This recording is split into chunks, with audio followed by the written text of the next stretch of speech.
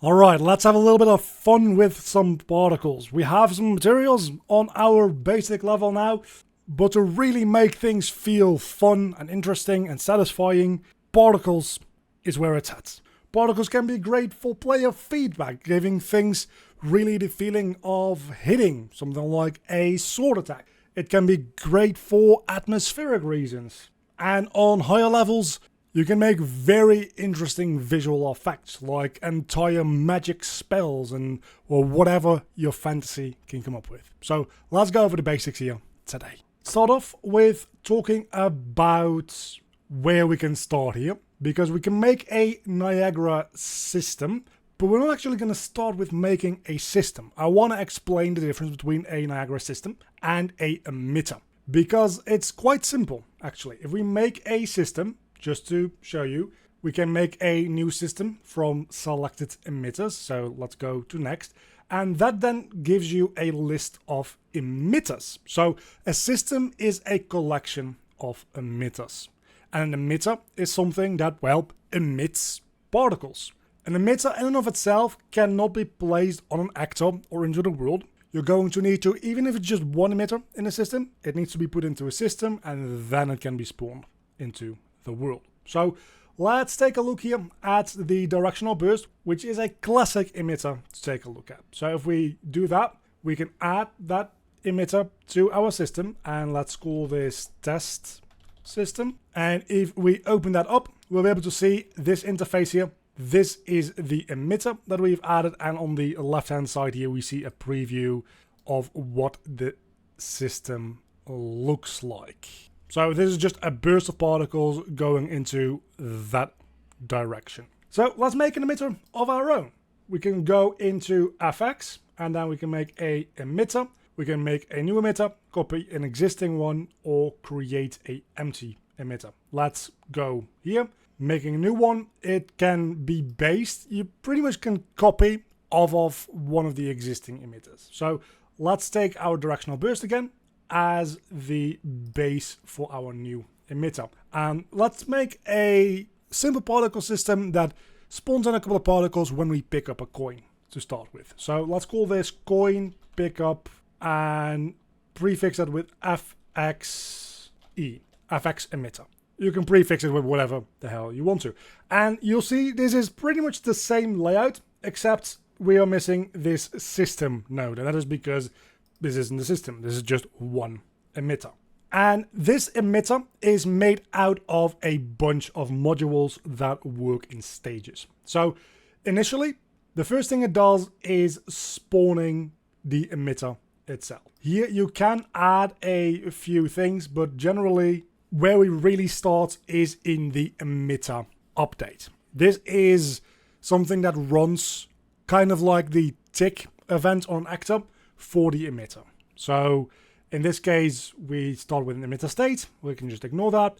And then we have this spawn burst instantaneous, which does what it sounds like. It spawns a burst of particles. So we have the spawning count here being 75 and the spawn time 0. So at 0 seconds, it spawns 75 particles. So immediately when this emitter gets activated, it'll spawn 75 particles. We can increase this to 150 and we'll see it spawns double the particles over here.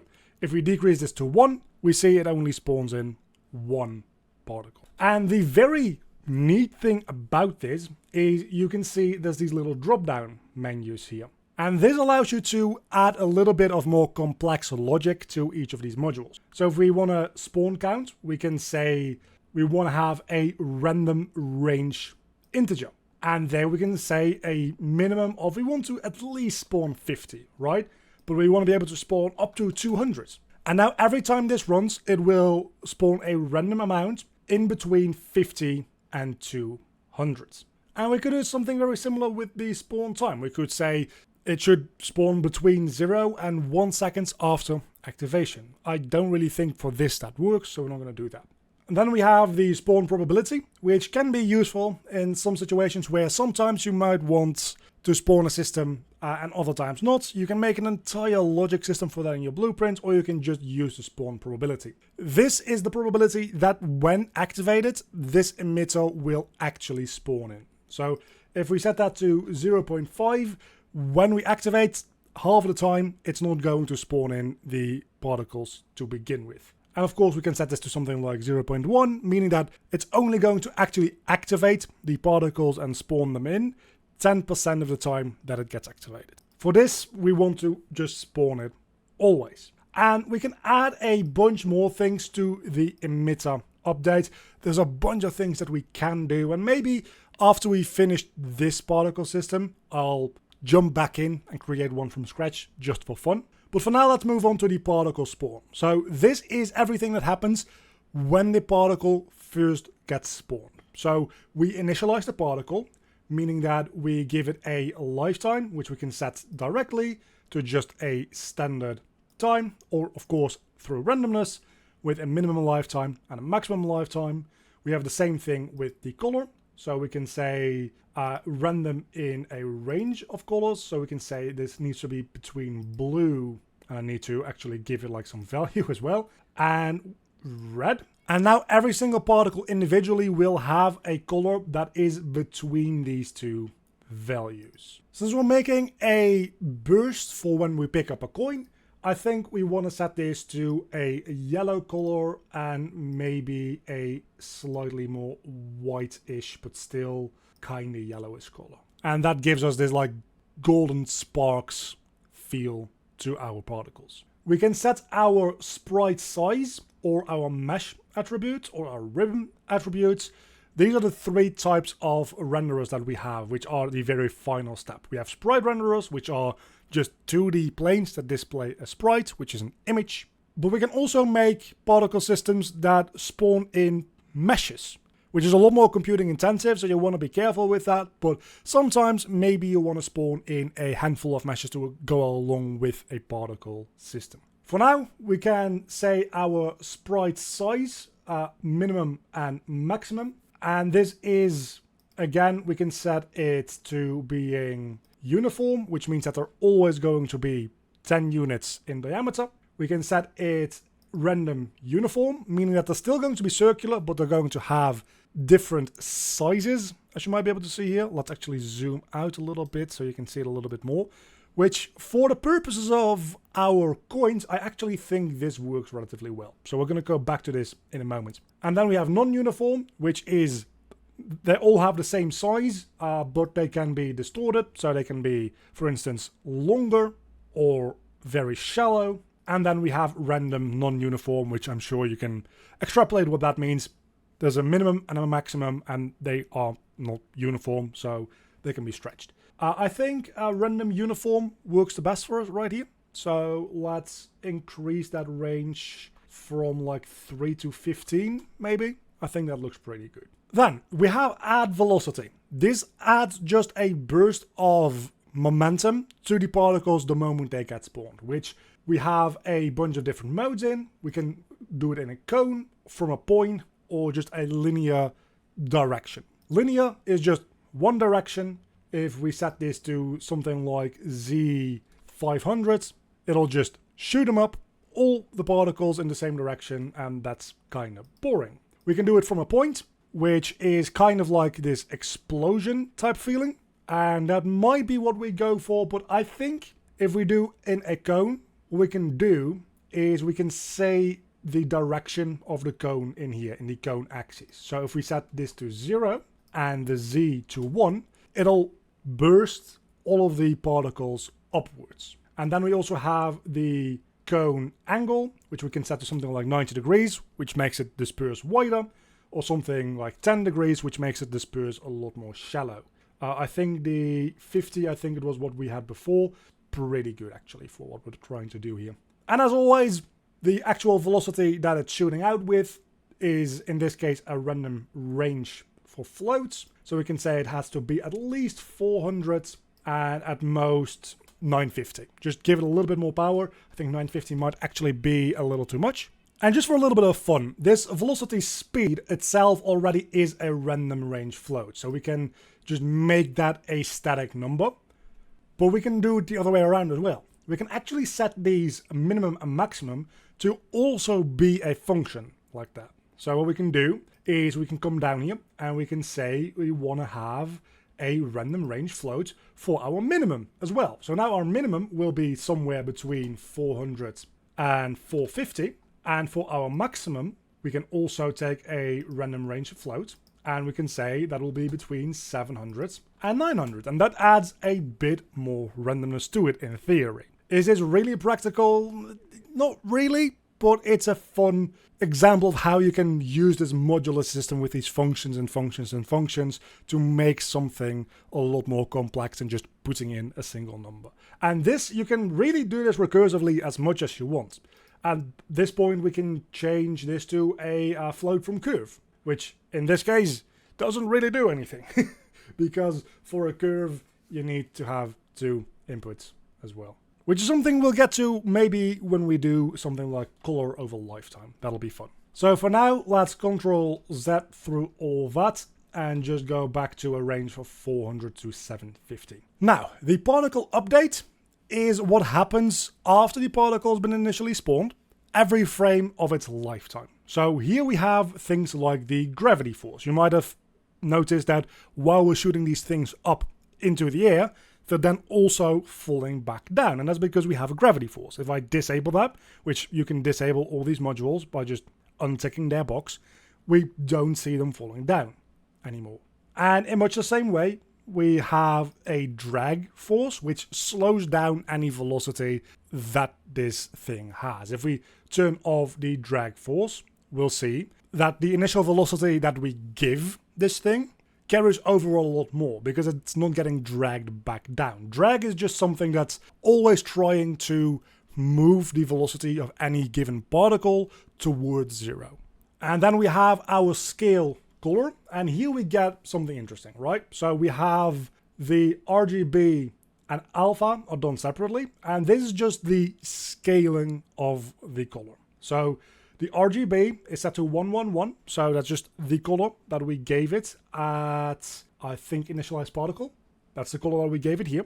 And then this float from curve is using the normalized age, so that's just the lifetime of the particle on a scale from 0 to 1, to fade the alpha, which is the amount you can see through the image, from 0, which is nothing, that's entirely solid, to 1, which is entirely see-through. That way, you can see these particles fade out as they get closer to despawning. If we disable this, you'll see that they just kind of disappear at some point, rather than smoothly fading out. Now, we can do something fun here as well, which I don't think we really need to do in this case, but let's take a look at it anyway. Now, instead of just using this scale RGB, what we can do is we can look up color and find the make vector from linear color RGB. And then we can change the color into a color from curve. So now we get this gradient here, which we can use to say, start our color off as, if we double click this, as say red, and that then overrides the color that we gave it at initialization. And we can say you need to move towards being blue, and then you'll see the particle spawn in as red and move towards being blue. If we move this a little bit more into that direction, you can actually see the fade from red into blue, as it also fades from this bottom gradient, which is the alpha. So this is fully visible, this is fully not visible. But again, for what we're doing here right now, that's not too relevant because we want these to just be yellow when they get spawned in. Then we have the solve forces and velocity. That's just a module that tells this emitter just do all the calculations as far as like forces, velocity, all that kind of stuff goes. And then we want to scale sprite by speed. This means that the slower the sprite is moving, the smaller they get as well. And finally, we need to add a renderer, which we only have a handful of different ones. Usually you'll be using either a mesh renderer, a sprite renderer, or a ribbon renderer. I'll show you a couple of examples of ribbons in a moment as well. So like that, we have a thing that we can pretty much use for picking up coins. I want to do one last thing though. Here in the particle update, you can add some collision. That way you don't see a difference here, but if you put it into the world, it will actually use collision and not clip through things. And I think you can actually, I think I saw something there that it Did it do something? I don't know. Now, going back into our test system here, we can remove this directional burst. And in there, we'll find, if we say in our parent emitters, the coin pickup that we just made. And here we'll see that it's the exact same thing we made, just now put into our system. The wonderful thing about this is if I make a change here, so let's say I disable the gravity here, and I apply that and save it, that affects all the uses of that emitter throughout all my different systems. And I can still fine-tune this specific emitter. So I can say, no, actually for this emitter, I do want it to be on. And then that will override any changes that I make to the emitter itself for that specific system. And now we can take this system and put it into the world, and we can see if we reset, it spawns in the things, and they actually like bounce on the floor a little. So if we put them down just a little lower, they live a little longer, and you can see they bounce on the floor because they have collision. Now let's add that to our coin. So we can add it in Blueprint, and when we have an overlap event, we check for the third person character, then we call the coin picked up event dispatcher, just in case anything needs to happen with that. And then what we'll do is we'll spawn a system at location. You also have spawn emitter at location. That is for the old particle effect. So if you're using a cascade particle effect that you've gotten off the marketplace or something like that, you're going to want to use a spawn emitter at location. But other than that, if you're using your own things or something in Niagara in general, you're going to use the spawn system at location, which gives us our test system here. And our location will be get actor location. The rotation and scale will just be default. And then we can enable a couple of things here. So auto destroy will destroy the system when it is done playing, just to prevent it from having too much of a overhead. If you're spawning like a million systems, you don't want them hanging around for no good reason, because that's going to take up a very small, but when you scale it up, noticeable amount of your memory. So when your system finishes, you want to destroy it, unless it's something that you want to replay over and over again, in which case you can turn this off. Auto activate is what it sounds like. It just activates the moment you spawn it in. If you want to spawn something in and then activate it later, you can turn this off. But for now, we're going to auto activate on. Those last two things, very technical mumbo jumbo, you're not really going to bother with that too much. And then the output pin will be a reference to that emitter. So if you want to do anything with it in your code after spawning it, you can simply promote this to a variable, and now you have a something like coin pickup system fx. I don't know what to call it. But now if I wanted to do anything with it in any other way, I have a reference to it. Now let's play from here, and when I pick up this coin, it will spawn in those particles. And of course, since we have a level blueprint set up to spawn in more coins when that coin gets picked up, I can spawn in infinite amount of coins, and well, that one is not grabbable.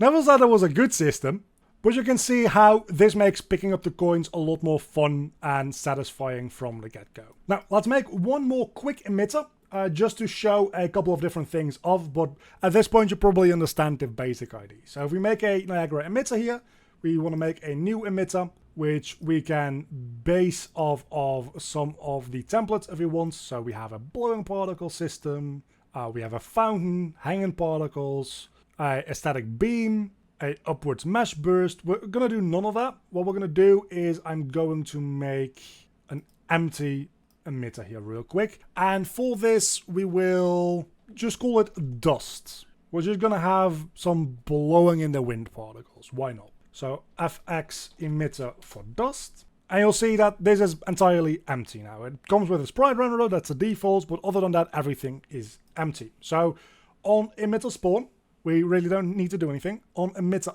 update, what we want to do is we want to look for spawn. We can spawn burst instantaneous, we've already done that. We can spawn per unit, which is very useful. That spawns in a amount of particles per amount of movement of the system. But we are going to go for a spawn rate right now. And that just continuously spawns in particles as long as the system is alive. So for things like fire, if you want to have a torch, a fire, something like that, this is the kind of emitter that you use. You're constantly spawning in new particles while the old particles are dying off. And here too, of course, we can say we want to random range and float, so we want to spawn at least 10 particles per, I think this is per second, but we want to be able to spawn up to 25. They're spawning just in a static location at the moment, and they're not really doing too much. So let's go to our particle spawn and set our spawn location, which we can do through a skeletal mesh, which can be very interesting. So spawn them on a character. But we're going to do this on a shape location. That's usually the most easy way to go about doing this. So if we spawn this at a shape location, we get a couple of options in primitive shapes. So we have a sphere, which is what it sounds like. It spawns the particles on the sphere. Then we have a cylinder, which looks very similar, but you'll be able to see if I go up top. It's a little bit more boxy because it's spawning on the cylinder. We have a box, very self-explanatory. A torus, which is a donut-like shape. And then on a ring or a disc, which is, I believe, just a two-dimensional version of the torus. And then in a cone, which pretty self-explanatory. And you see these parameters here update every single time we change where we want to spawn this. So I think here we want to probably spawn them in a sphere, and the sphere will have a quite big radius. So let's do something like 500 for now. That spawns in a good amount of particles. We can change the distribution from random, which is usually what you want to have, but you can also do it direct, which makes it spawn in order around the circumference, which is kind of neat. Or uniform, which in this case doesn't really do too much. So we're going to stick with random here, which just spawns them somewhere within the sphere. Then when the particle gets spawned, we can do some velocity things. So we probably want to add some velocity, and we'll see that, oh, now that we do that, things break because this module has unmet dependencies. If you're adding velocity to your particles, you're going to need to have that solve for velocity. So we can simply just press this fix issue and it adds the modules that we need, and now velocity gets added. So let's add velocity. I think we can just do linear velocity here, and we can just say a random vector where the scale is the speed of the particle. So let's say something like 50. And now every particle that spawns in has a random direction that gets sent in upon spawning. Maybe 150, so a little bit better.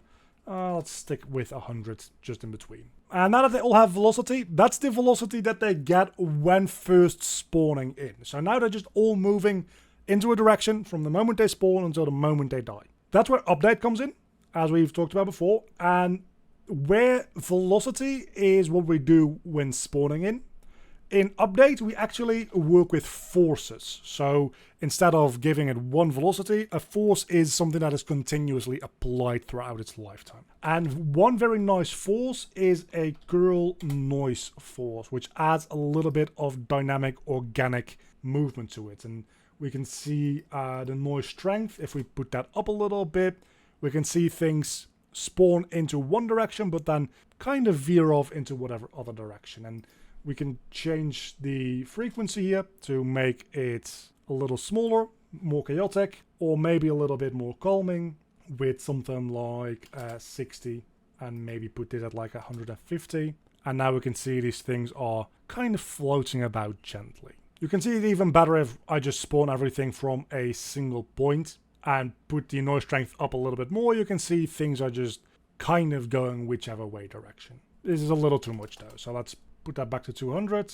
Particle update, we want to add a little bit more force. Let's add some drag. That usually makes things feel a lot more realistic, but it also requires you to update all of your previous forces. So let's add our initial velocity here and put that up to like 250 maybe. And you'll be able to see that the initial velocity actually doesn't do that much anymore, so we might as well just maybe we can just remove that altogether and just only use the cruel noise force and increase the strength of that to something like 400 to make things move about a little bit more.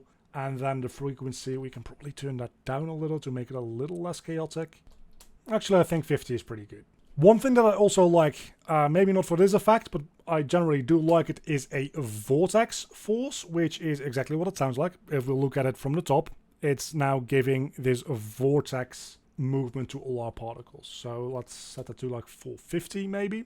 One thing to note though is that it is not just a rotational force, it's also a outward force, which can be very interesting, because if we put this into a negative number instead, you see that it starts going the other way.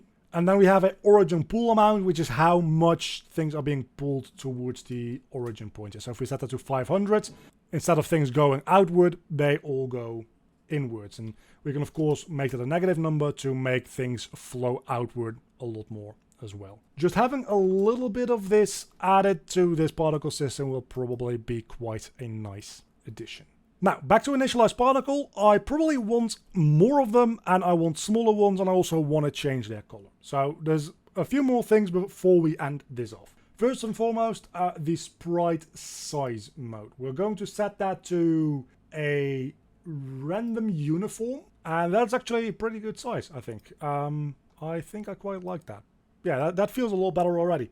Of course, if we're spawning smaller particles, generally speaking, we want to go back to our spawn rate and increase that to something like maybe 60 to 150, just to spawn in more of these particles.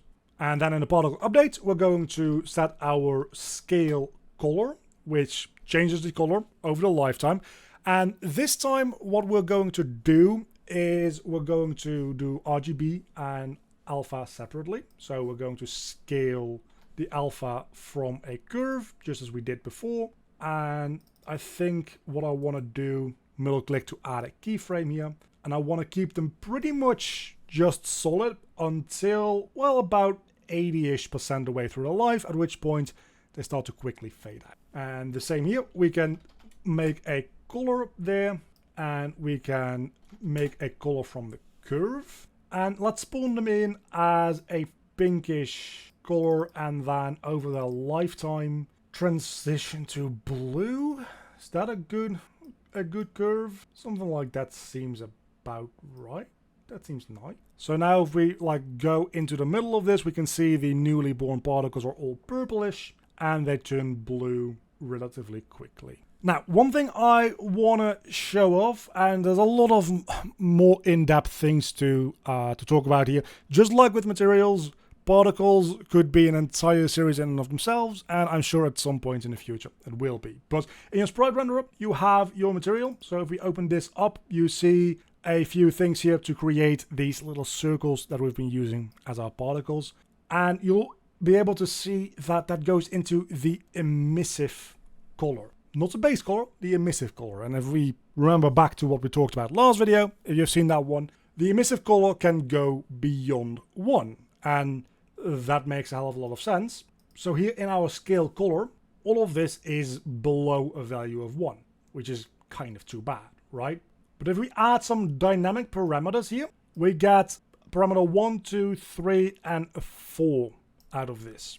And we can add these parameters in our particle system. And this is a very easy way to do things. So we can multiply the output of this lerp with parameter 1 and put that into the emissive color instead. And now we have a parameter that we can change over the lifetime from something like 5 back to 1, meaning that it starts glowing very, very brightly and then eventually will fizzle out a little bit. So here, let's say our dynamic material parameters. Parameter 1 is going to be a curve float, and we'll set our curve scale to something like 6, maybe even higher, something like 15, which will allow you to see that these things now look a lot more glowy. Just to drive the point home, if I set that to 50, they start to really very much glow, and if I set this to like 5,000, 50,000, whatever, these things become an absolute menace. But as they go on in their lifetime, they actually fade out quite nicely. So let's keep this at like maybe 150. That works quite fine. It's a little bit overkill for what we're trying to do, but I'm just trying to show off the general idea here. And now that we have that, we can say our dust effect. If we right click on that, we can just create a system off of that, and it immediately just creates a system with the same name, but with the word system after it, and we can put that into our world, and it will start spawning in all of these very bright particles, especially with our with the post-processing that we have. So maybe tone it down just a little bit to like 50. And if we increase the size of our system, you will see that it increases not necessarily the size of the particles, which that's something that we can look into at some other point. Again, if we're doing an entire series on this, I'll cover that. But it does increase the size of where the particles spawn to begin with. So if we set this to 50, it spawns them over a very large area, but every individual particle is still relatively small. Let's set it to a size of 10. And that way we have some like mystical purple and blue fireflies in our scene, which can be quite nice if we play it, especially with this intro cutscene that we have made. You can see it adds quite a little bit to it. This could look better on the outside, admittedly. And then we have the particle system that we made in the beginning, which just is there to make picking up coins a little bit more satisfying. And we could keep going forever with particles. I like particles a lot, and you should too, is the takeaway from this video. I'm going to do one last thing, and then we're going to end it there today. And that is, I'm going to add a new effects again, Niagara emitter.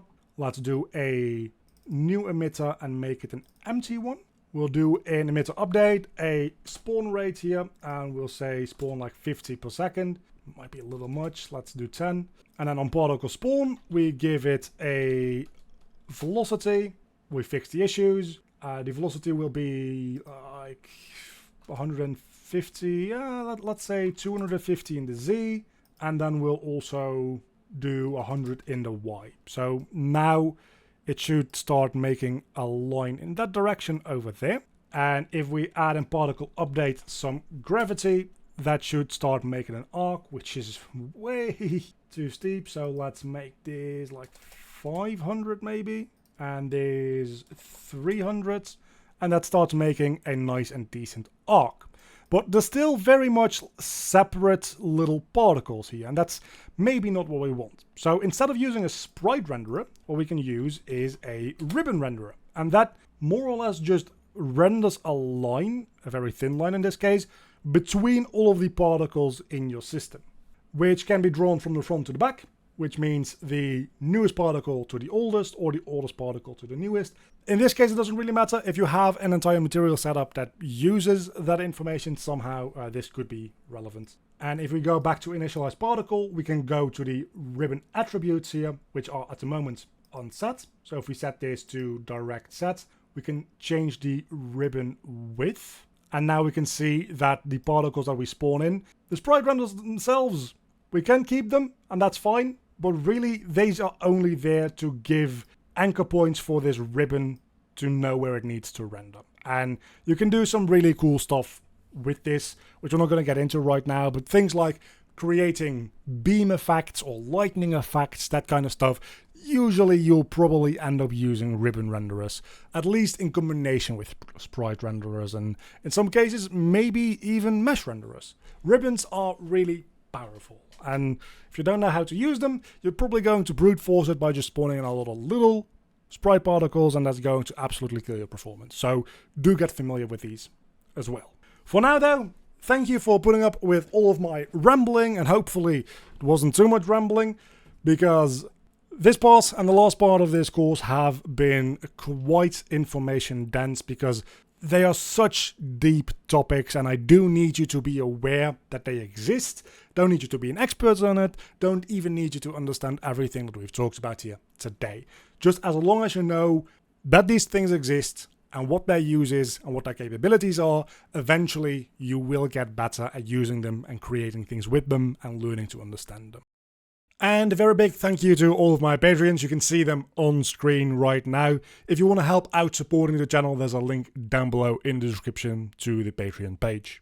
And a special thank you to Eleanor for supporting at the Cave Digger tier on Patreon.